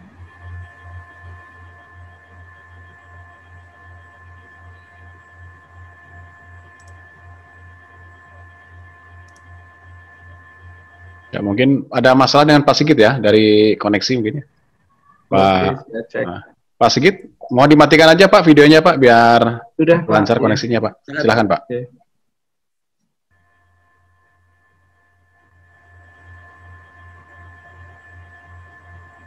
Sudah Pak, sudah. Halo. Ya, silakan Pak, jelas suaranya. Tadi terpotong ya? Ya. Oh, oke. Jadi kembali lagi saja. Jadi sebetulnya tidak ada definisi khusus atau batasan khusus kedalaman aquifer, zona injeksi. Zona injeksi itu hanya dibatasi satu. Dia bukan aquifer yang sekarang digunakan sebagai sumber air tanah. Kedua, dia bukan aquifer yang berpotensi digunakan sebagai sumber air tanah. Nah, bagaimana mendefinisikan air tanahnya tadi atau potensi air tanahnya tadi? Pertama adalah kita menganggap bahwa teknologi yang ada sekarang di dunia itu hanya visible untuk mengolah air limbah dengan EDS kurang dari 1000 mg per liter. Artinya kalau lebih dari 1000 mg per liter, mungkin 50 tahun mendatang pun juga belum visible digunakan sebagai sumber air tanah, sumber air minum. Yang membatasi juga adalah zona itu adalah zona yang confined zone, artinya dia terbatasi oleh lapisan yang impermeable, yang tidak bisa ditembus dengan aquifer lainnya, dengan aquifer yang digunakan sebagai sumber air minum. Jadi dia benar-benar berada di formasi yang tidak bisa bergerak kemana-mana. Tidak bisa, maksudnya tidak bergerak kemana-mana, tidak mencemari air sumber air bersih. Barangkali itu yang bisa saya sampaikan. Saya kembalikan ke Pak Fajar. Ya, terima kasih Pak Sigit. Silakan Pak Andang. Ya, jadi saya menguatkan jawaban Pak Sigit bahwa kita nggak ada definisi dangkal dalam sih. Definisinya adalah diinjeksikan ke lapisan yang bukan lapisan sumber air minum bawah tanah. Dan dia tidak akan mengganggu sumber air minum bawah tanah. Bisakah dia dangkal? Oh bisa. Apalagi kalau dia bekas diproduksikan gitu ya. Dia bisa aja diinjeksikan lagi ke situ. Asalkan ya kriterianya terpenuhi semua. Jadi nggak ada istilah dangkal dalam di sini. Yang ada adalah istilah dia adalah aman untuk sumber minum bawah tanah. Nah, sekarang kalau dia dangkal misalnya, taruhlah 500 meter gitu ya. Harus ditentukan sumber air minum bawah tanahnya di kedalaman berapa. Oh, nggak ada air minum bawah tanah di sana. Kenapa? Isinya juga dari atas sampai ke bawah itu semuanya kayak misalnya di Chevron gitu ya, di Minas gitu ya. Di daerah-daerah yang memang dari asalnya dikatakan bahwa di bagian atasnya itu air udah nggak bisa dipakai. Karena rona lingkungan awalnya dulu itu dikatakan bahwa sudah ada minyaknya. Sebenarnya dari awalnya ada minyaknya itu bisa jadi ada dua. Yang pertama adalah dia ngerembes dari secara alam. Yang kedua karena prosesnya itu sudah sejak lebih dari 60 tahun yang lalu gitu ya. 70 tahun yang lalu. Mungkin nggak kerasa karena zaman dulu itu yang namanya Caltex itu. Tanah itu disiramin sama minyak sedemikian rupa untuk membuat dia menjadi jalan di sana itu. Namanya jalan minyak. Sehingga apa? Yang namanya pencemaran masuk ke air tanah itu udah terjadi sejak lebih dari setengah abad yang lalu. Sehingga apa? Ya artinya itu udah nggak bisa lagi dijadikan akuifer air tanah. Bisa nggak dimasukkan kembali ke dalam situ? Bisa, tetapi risikonya apa? Misalnya di Duri gitu ya, yang kedalamannya cuma 200, 300 atau 400 meter gitu, dimasukkan lagi ke situ gitu ya. Ya, tapi risikonya apa? Kalau dia ditekan gitu ya, wong itu pakai half and puff aja dia bisa keluar gasnya kemana-mana gitu ya. Lebih baik cari yang lebih dalam deh, kayak sana kayak itu. Dalamnya berapa? Ya yang tidak membahayakan ke permukaan, kira-kira begitu. Tapi kalau memang di sana tidak ada air tanah, sumber air minum bawah tanah dan KLHK menyetujui, oke, di sini nggak ada sumber air minum bawah tanah, semua penduduk minum pakai aqua botol misalnya kayak gitu, ya ini tergantung aja. Tapi karena di aturannya nggak ditulis dangkal apa dalam. Tapi prinsipnya seperti itu. Itu jawaban dari saya. Baik, terima kasih Pak Adam. Jadi Betul, ya tidak ada definisi karena ini kita bicara seperti ini. Ini Pak Lambok udah senyum-senyum, Prof. Lambok. Tapi nanti ya sebentar, Prof. Oke ya, jadi ini saya ada beberapa pertanyaan saya coba rangkum. Ini ada dari YouTube juga, ya. Jadi cukup banyak audiens kita di YouTube, ya.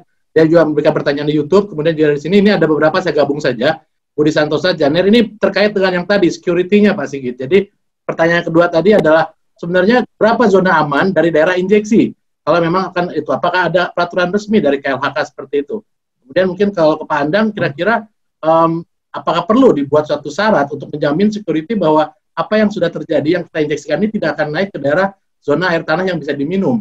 Karena seperti kita lihat bahwa tadi itu ada faktor dari rekahan-rekahan. Meskipun dalam Permen KLH sudah dijelaskan bahwa tidak boleh ke daerah akifer yang punya karakter yang bisa membuat rekahan. Ya, dan kita juga punya bukti bahwa banyak air tanah dari dalam, ya dari kalau kita bicara dalam air tanah yang tertekan tuh, dia naik ke permukaan dalam bentuk mata air yang dikontrol oleh struktur-struktur yang ada. Mungkin pertanyaan pertama silakan Pak Sigit untuk ininya. Saya mau jawab dulu, tadi belum lengkap nih Pak Sigit tentang area tadi. Silakan. Ada pertanyaannya soalnya gini Pak Fajar. Ya. Sampai area mana yang boleh diambil? Kalau nggak salah pertanyaannya gitu. Betul. Ya. Berapa zonasi? Di titik dia diinjeksikan, harusnya air tanahnya masih bisa diambil. Ngerti nggak? Kalau mau ekstraksi air tanah. Dengan begitu adalah nggak ada kriteria.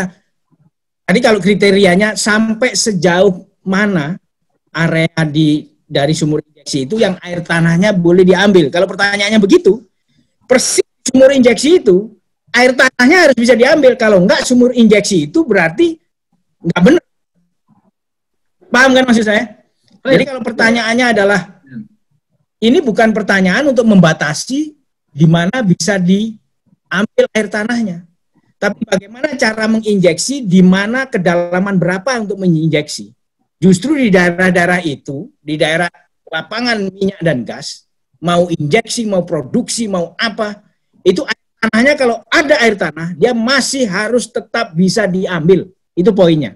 Kecuali terjadi seperti misalnya daerah Kalteng, dulu udah bertahun-tahun mereka nyiram di permukaan sehingga itu semua air tanah permukaan dangkalnya, artinya dalaman-dalaman berapa meter, 10, 20, 30 meter itu udah ada indikasi ada minyak gitu. Tapi by law, by prinsip adalah tadi. Kalau mau ngambil air tanah ya harusnya di lapangan minyak itu kalau ada air tanah ya bisa diambil. Dengan begitu perusahaan minyak yang bersangkutan itu benar-benar strict di dalam melindungi sambat gitu. Kira-kira begitu tambahan dari saya. Ya, clear saya kira. Saya setuju Pak. Jadi memang harusnya tidak ada lagi daerah batasan karena harusnya ini tantangan buat para geologis ya. Bagaimana menentukan daerah yang tidak mengganggu sama sekali, even di dekat daerah injeksinya. Mungkin seperti itu. Silakan Pak Sigit, ada yang ingin disampaikan. Jadi memang tidak ada batasan daerah yang aman untuk mengambil air. Yang ditetapkan di peraturan itu adalah sebetulnya zona pengaruh. Tetapi sebetulnya zona pengaruh itu dilaksanakan pada waktu pengkajian. Jadi mereka harus menghitung dengan modeling kalau misalnya diinjeksikan sini sebarannya seperti apa. Tapi kalau tidak ada modeling dilakukan rule of thumb. Jadi 4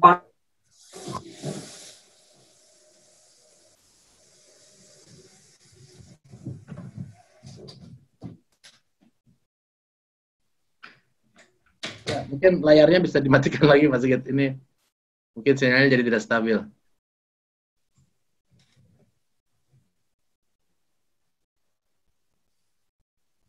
Ya, silakan Pak dicoba Pak.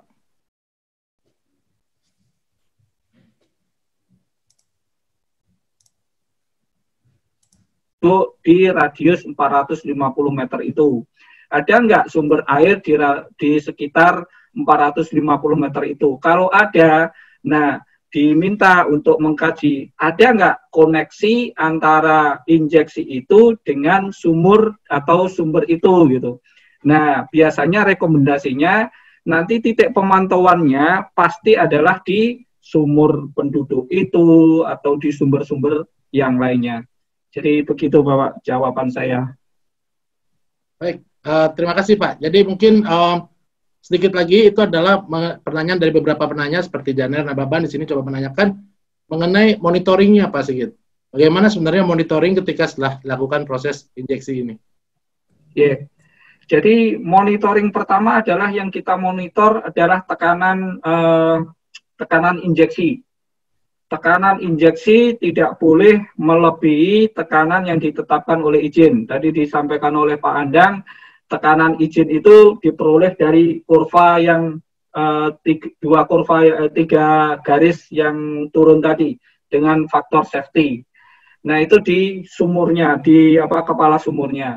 Nah, kalau yang di lingkungannya tadi, kalau di 450 meter dari sumur injeksi tadi ada sumur, penduduk, ada sumber air, maka titik pemantauannya ya di situ. Yang dilihat adalah ada nggak perubahan kualitas sumber kualitas air sumber itu sepanjang waktu injeksi. Nah, kalau ada perubahan, misalnya TDS-nya naik, nah berarti itu ada indikasi bahwa terjadi gangguan di proses injeksinya. Ya, Pak Sigit. Mungkin berapa lama Pak monitor ini dilakukan oleh dalam peraturan KLHK ini Pak? Kalau di peraturannya sebetulnya sepanjang izin itu diberikan wajib melakukan pemantauan. Nah, tapi biasanya ini juga dikaitkan dengan izin lingkungannya Pak. Kalau izin lingkungannya itu dia atau izin produksinya itu ada kewajiban melakukan due diligence untuk kualitas semua keseluruhan, maka itu bagian dari due diligence tadi. Ya, baik. Terima kasih Pak. Jadi mudah-mudahan cukup jelas ya Bapak Ibu bahwa ini bukan sesuatu yang sembarangan dibuat dan sangat berhati-hati. Dan tadi sudah dijelaskan banyak kendala ya, seperti peta geologi kita ini sangat terlalu regional. Ini permasalahan di Mageti sebenarnya. Tata ruang tidak bisa bicara dengan skala yang terlalu besar ya, harus dengan skala detail sehingga bisa diberikan. Baik, mungkin Prof. Lambok ada yang ingin disampaikan? Saya lihat sudah ini. Silakan Prof. Iya, saya ingin menambahkan aja nih, setelah Andang ini kan kemana-mana nih. Sejak dia kemana-mana nih, KLHK ini ngundang saya. Oke. Jadi kasus-kasus yang disebutkan oleh beliau itu masih terus saja seperti sekarang ini. Dan satu hal yang saya lihat itu ada keengganan di kawan-kawan di produksi untuk men-share datanya. Jadi seperti tadi disebutkan, misalnya seismiknya bagaimana, kemudian lognya, itu kita setengah mati kita minta yang baru dapat tuh. Jadi ya ini Pak Sigit, ya tolong aja Pak lah diperhatikan itu. Kemudian tadi mengenai ke kasus kayak Keranggan itu, ya sebutnya memang ya betul yang bilang Pak Andang itu. Jadi Badan Geologi cobalah itu kan hasil pemboran data-datanya bagaimana dengan perencanaan wilayahnya. Saya kira itu saja yang ingin saya tambahkan. Satu lagi Pak Sigit, itu soal pemantauan itu tadi saya kira Janer itu yang disebutkan oleh dia itu sebutnya pemantauan itu ya, kualitas air tanah itu saya lihat itu juga kembali lagi ada keengganan di kalangan kawan-kawan dari produser itu bikin sumur pantau lagi. Itu mahal, biaya lagi katanya. Itu bagaimana itu sebetulnya Pak Sigit itu? Pak Sigit saya kira harus tegas itu. Harus ada sumur pantau gitu. Dan sumur pantaunya jangan sembarangan, sering-sering sembarangan aja, asal aja. Nah, itu harus ada prinsip hidrogeologi yang masuk. Saya kira cukup sekian aja dari saya, ini waktunya udah hampir jam 6. Pengalaman saya Profesor Lambok lebih galak daripada Pak Andang, Pak. Oh gitu ya. Saya kira harus tegas Pak. Ini kan menghajat hidup semua. Ini saya lihat juga hadir Ketua PAI nih. Gimana nih, ahli air tanah sudah sampai siap nggak nih? Bagus nih tantangannya. Silakan Bagus. Selamat pagi atau siang nih Mas Andang nih, Pak Lombok nih. Menjelang makan siang nih Gus. Oke, terima kasih Pak Fajar nih. Saya diberikan kesempatan sedikit saja. Tadi betul sekali, saya setuju dengan semua rekomendasi yang disampaikan oleh Mas Andang, Mas. Mengenai shallow gas itu kita masalah di mana-mana sehubungan dengan air tanah. Terakhir Pak Lambok kita di ini ya, di Banten itu ya, Tangerang ya, seperti itu. Nah, jadi saya sangat setuju sekali kalau ada pemetaan pocket gas ini karena itu overlap dengan air tanah ya, itu seperti itu. Dan saya rasa resistivity survey itu cukup powerful nih Pak Fajar yang tahu itu geofisicist ya untuk pocket gas itu seperti itu. Kemudian tadi mengenai sambat sumber air minum bawah tanah, diskusi yang sangat menarik. Saya justru mengenai kedalaman itu, saya justru ingin bertanya ke Mas Andang ini, Mas. Bisa diceritakan sedikit mengenai freshwater zone, Mas? Freshwater sand itu di Mahakam itu, Mas. Kalau orang bicara kedalaman mengenai air tanah tawar itu ada di kedalaman berapa? Mungkin Mas Andang bisa elaborate itu, Mas. Iya, tadi waktu dikatakan dalam dangkal tadi itu, saya perlu berkali-kali, saya mau bikin paper tentang itu, tapi saya udah keluar dari FICO, tapi mudah-mudahan masih ada beberapa datanya, bahwa air tawar di cekungan Kutai, terutama di sekitar Mahakam, di daerah Badak lah, Badak sampai Bontang, reservoir Bontang itu bahkan di lapangan Badak, itu air tawar ini sampai kedalaman 8.000 feet, itu air tawar itu di bawah 3.000 ppm. Saya pernah itu menganalisis itu di salah satu di atasnya reservoir C8 itu. Sehingga kalau orang mengatakan bahwa di sana mah nggak apa-apa diinjeksikan waktu FICO ngajuin dulu, diinjeksikan di kedalaman 8.000 feet itu berarti sekitar berapa? 2,5 kiloan lah, 2,5 kilo gitu. Di kedalaman 1 kilo masih tawar semua di sana itu, di daerah situ. Jadi kalau dikatakan dalam dangkal juga hati-hati gitu kawan-kawan di Badan Geologi gitu ya, untuk mengatakan dalam dangkal di daerah dari Bontang sampai ke arah mana? Ke arah Badak itu, sampai terus ke selatannya lagi sampai ke crossing Delta Mahakam gitu. Itu sampai ke Mutiara, itu hati-hati betul itu. Di daerah Sungai Merdeka sampai ke arah Handil itu juga reservoirnya mungkin nggak sedalam 8.000 ya. Air tawar itu bisa sampai 4.000 feet, 5.000 feet itu masih tawar di situ. Bukan di antiklinnya, tetapi di daerah menuju ke arah ke lautnya. Dan ini penting ini untuk di studi khusus ini, mestinya kawan-kawan dari grupnya Pak Agus, Pak Lambo, Pak Heru, UGM itu studi khusus tentang air tawar situ. Kaitannya apa? IKN kita kan ada di sana tuh. Kalau mau cari air tawarnya di situ gitu loh. Ini belum saya munculkan secara ini. Saya pengen nulis paper tentang itu karena fakta sainsnya ada gitu. Itu aja tambahan dari saya, Mas Agus. Terima kasih, Pak Andang. Mungkin kita bisa nulis paper bareng nanti kalau mau. Ya, mumpung Eva bisa nulis, Pak. Selalu difasilitasi. Yagi punya jurnal juga, PAI punya, semua punya. Jadi, ya ini challenge ya Bapak Ibu sekalian. Ketika kita udah mulai bicara injeksi, maka terminologi dangkal dan dalam, berapa kedalaman, ini menjadi harus hati-hati sekali ya. Di sini banyak nih pemangku kebijakannya nih, dari Badan Geologi, DSDM, ini dari yang online ada Kang Dian ya, ada Dian ya, Ketua Pemda Yagi Sumatera Barat ya. Jadi ada yang mau disampaikan dulu, silakan kalau ini, atau silakan. Cukup kayaknya Pak Fajar. Ya. Oke ya, jadi mudah-mudahan ini bisa menjadi suatu perhatian kita semua ya. Jadi ini adalah suatu advance hydrogeology ya. Kita bisa bicara ke depan bahwa hati-hati nih peta-peta Badan Geologi saya kira perlu didetailkan ya, karena kebutuhan KLHK sudah lebih dari itu. Gitu ya, dia sudah perlu hati-hati. Dan tadi beberapa konsep mengenai injeksi ya saya coba luruskan ya. Jadi tadi tidak ada dangkal dalam di sini. Kita bicaranya adalah yang bisa diminum atau tidak bisa diminum. Ya kalau sekarang sampai kejadian ini bagaimana ya? Ya mudah-mudahan Pak Sigit juga bisa sosialisasi Pak di KLHK bahwa kami juga di sini terus diskusi Pak mengenai bagaimana teknik injeksi ini supaya air tanah sustainable ya, bisa dipakai oleh anak cucu kita di sini. Baik, mungkin terakhir mau pakai kata penutup Pak Sigit, Pak Andang? Cukup Pak, cukup. Andang silakan mau ada closing speech. Sebelum closing speech itu ada pertanyaan yang mungkin kalau nggak dijawab agak nanti nggak bisa tidur, dari Irfan Arif. Mungkin bertanya, kalau eksplorasi air tanah bukannya dampaknya tanahnya di atas akan turun karena kepadatannya akan turun. Ini juga seringkali masyarakat juga harus dididik oleh para ahli air tanah ini, termasuk Pak Agus, Pak Lambo itu. Nggak semuanya dia akan turun lah. Jadi tergantung, kayak misalnya di di lapisan-lapisan yang udah kompaksi semuanya ya, air tanah di bawahnya mau diambil juga nggak ada masalah.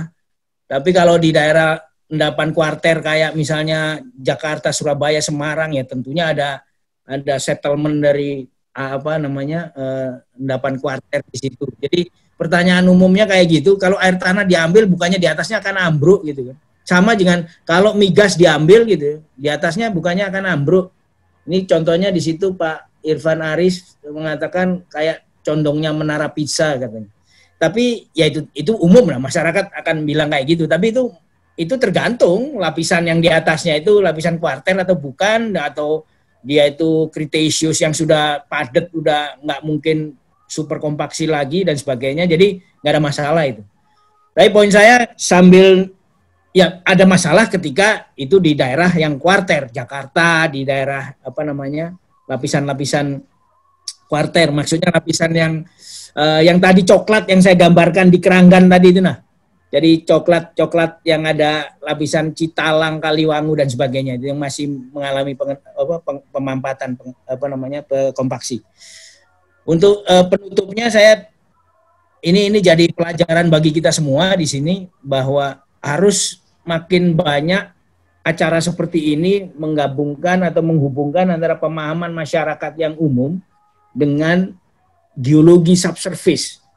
Bukan hanya umum, masyarakat khusus kayak Pak Sigit aja di KLH aja perlu dibantu juga untuk memahami ini gitu.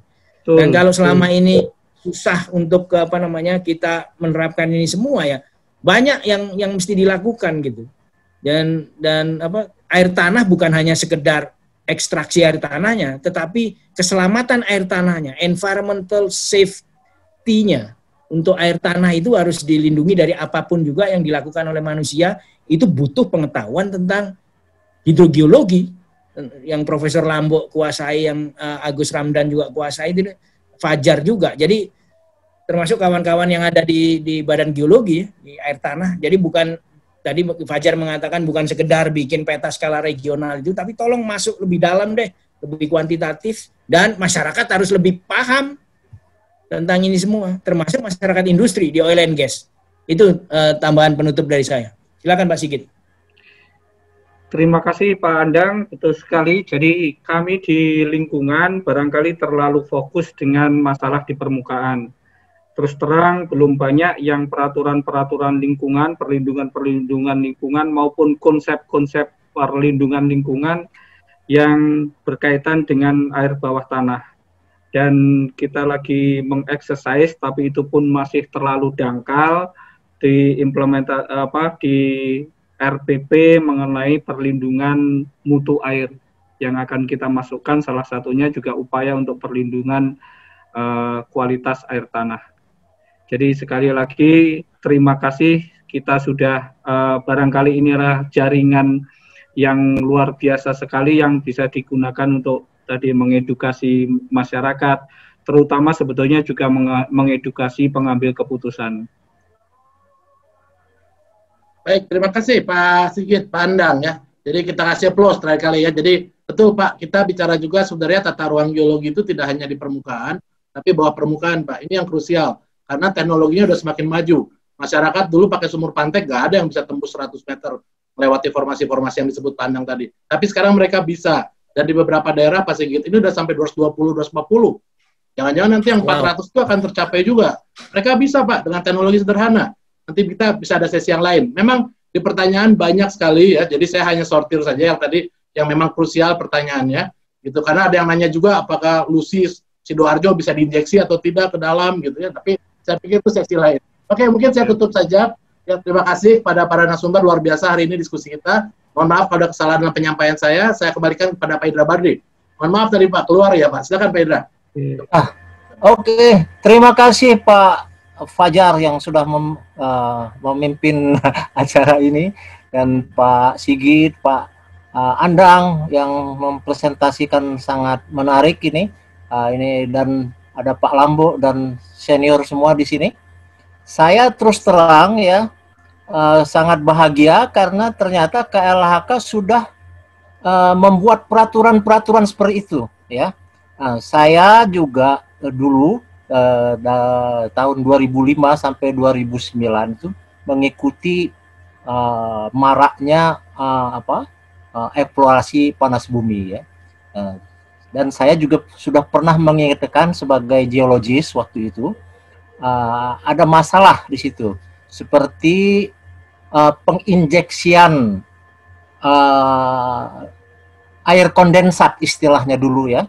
Air kondensat itu diinjeksikan rencananya kepada sumur-sumur yang kering, ya, karena di sungai tidak boleh.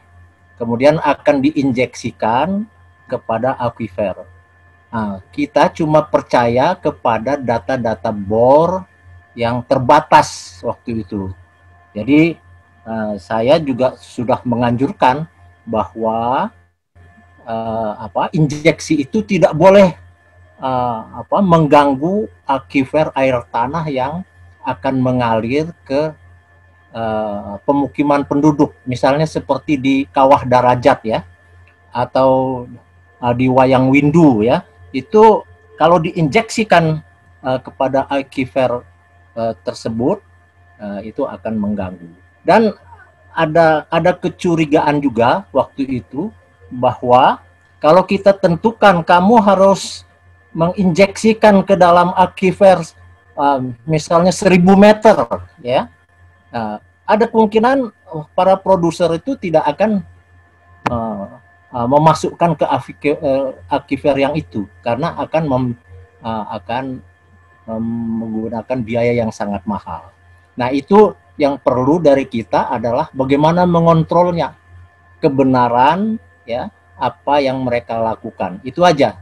Kita tetap concern kepada masalah lingkungan, dalam hal ini lingkungan air tanah.